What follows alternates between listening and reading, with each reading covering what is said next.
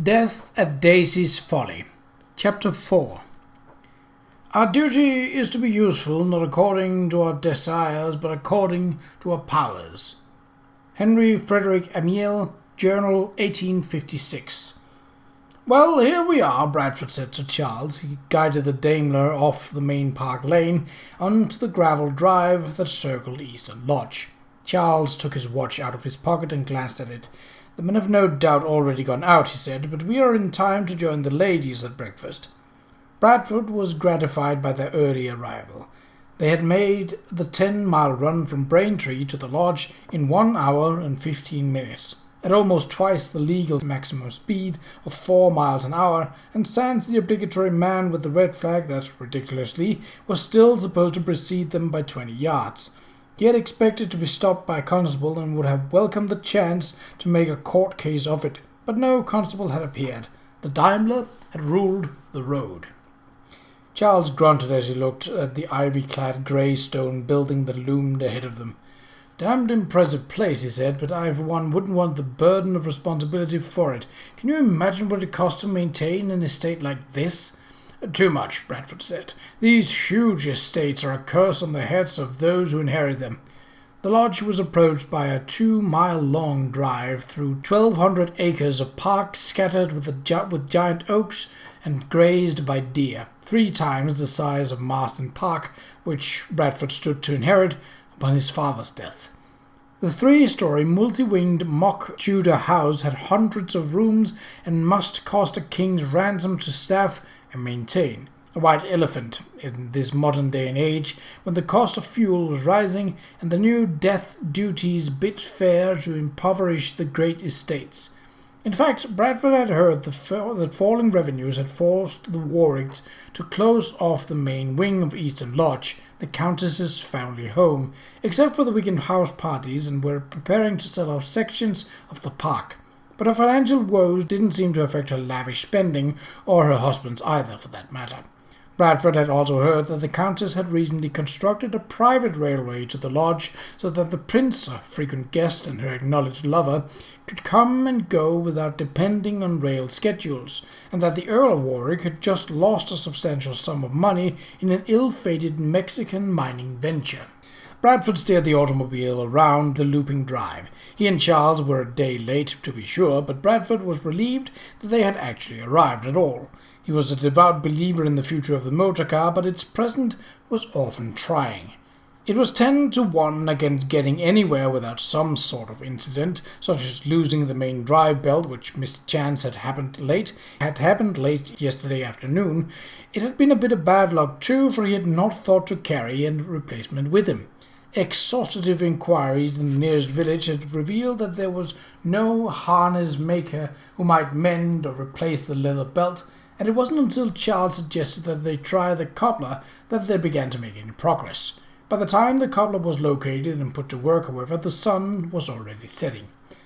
After several hours of lantern-lit effort, the man had effected a serviceable repair, but lighting his work had nearly exhausted their supply of the calcium carbide that powered the Daimler's acetylene headlamps, so Bradford had been forced to agree to staying the night in Braintree. Before they left that morning, he had dispatched his man Lawrence to London by train to acquire another replacement belt, a spare tire, an extra cask of petrol, and a canister of calcium carbide. He did not intend to be caught short again. They turned the corner behind the lodge, and Bradford braced himself for the excited crowd that always welcomed the arrival of a motor car. In a moment, servants and stable boys would be swarming around the vehicle, touching its tires, marvelling at the gleaming brass fittings, rubbing the mud of the headlamps with their sleeves. Bradford had owned the car for 3 months, but the moment of arrival was one that he still savoured. It came as something of a surprise, then, that when he piloted the automobile onto the gravel apron at the rear of the house, everyone seemed to be running away from them, in the direction of the stables. "Something seems amiss," Charles said. Bradford sounded his electric bell, ostensibly installed to warn pedestrians and horse, but really designed to attract attention. But the electric jangle had no effect on the scurrying and the shouting. He brought the Daimler to a halt, stepped out of the vehicle, and raised his goggles. "I say," he called to one of the several servants hurrying toward the stable, "what's happened?" His Highness' groom's been kicked in the head, the young man replied. At that moment 2 men emerged from the stable door, a limp form sagging between them like a sacked meal. "Hold on there," Charles cried, jumping down from the automobile, running toward the stable, Bradford at his heels. "He shouldn't be handled that way with a head injury. On the ground with him, now!" The 2 men, startled, deposited their liveried burden on the ground with a thump. The boy, for that's what he was, lay unmoving. Charles knelt down beside the inert form.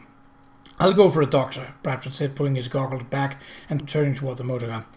"Begging your lordship's pardon," one of the men said gruffly, "but the doctor's needed in a hurry. The boy's in settling fear now and tumble right over the Little Easton by way of the woods. He'll be there and back with the doctor afore you can get that contraption turned around and headed the right way." The double stable doors opened and a black-stepping hunter was let out of the gloom. Seeing the unfamiliar automobile, the horse reared and whinnied shrilly. Tom, a lanky young man, hoisted himself onto the saddle and was off in a headlong dash along the drive, flying hoofs sending a spray of loose gravel clanging against the Daimler's metal fender. Charles stood. "Somebody ride after Tom and fetch him back," he said soberly. "It's no use of bringing the doctor. The lad's dead." Too bad," Bradford said, looking down at the pale young face. The boy looked scarcely 15. "How did it happen?" "Kicked in the head, like," the gruff man said. "Found him in the store with the Paradox, the prince's hunter." He shook his shaggy head somberly. "He's a mean one, that horse. Had trouble with him myself a time or twa." "What's all this?" The question was asked in a deep, guttural voice with a German accent. "Trouble with Paradox?"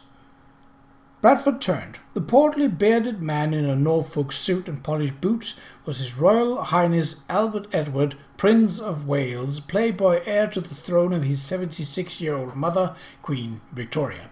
He was accompanied by a dark, handsomely moustached man and trailed by a group of 7 or 8 men. The gruff man whipped his cap off his shaggy head. "Sad to say, sir," he said respectfully, "but the lad was kicked. He's found in the royal stall." His Highness bent over the still form. "Has someone gone for the doctor?" Charles spoke. "A doctor would be of no use, your Highness. The boy is dead." "Ah, Charles!" The prince straightened and exhaled windily.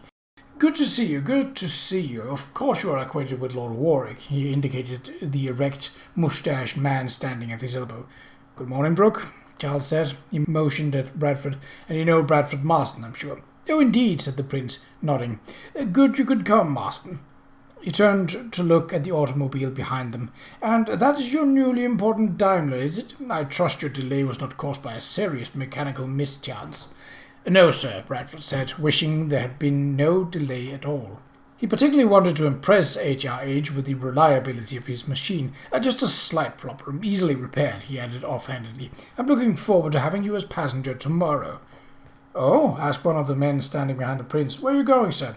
"All in good time," the prince said jovially. "All in good time." He looked down at the body at his feet. "A sad business this. The boy was one Princess Alexandra has singled out for a reward. She will be sorry to learn that he has died. But it was not Paradox that killed him," he added with stern emphasis, "and I don't want it bruited about that it was." "Oh, but it was, your Highness, sir," the gruff man protested. "The boy was in his stall, you see, and—" "Alfred," Lord Warwick cautioned, "remember to whom you are speaking." Alfred licked his lips nervously, twisted his cap in his hands, and amended his tone. "Beg pardon, your Royal Highness, sir, but it had been the horse who what kicked him. We found the lad's shirt in the stall with spilled bucket of oats. What was left anyway, the horse having cleaned up most of it." The prince gestured with a gloved hand. "I understand what you're saying," he said impatiently, "but I've hunted with Paradox for going on for 7 years, and a gentler horse have never lived. He wouldn't bring a man down, nor would he put a hoof on him when he was down." "Then what?" asked a tall man with sandy hair, beard, and a gold pince nez. Bradford recognized him as Sir Friedrich Temple, a well-known conservative, and nephew of the Archbishop of Canterbury by the same name. "Accident, you suppose? Maybe the lad fell out of the loft." "Or fell into an argument with one of his fellows," another man said, tapping the polished toe of his boot with an ebony stick. "My stable boys are always rowing. Anyway, what does it matter? The lad is dead."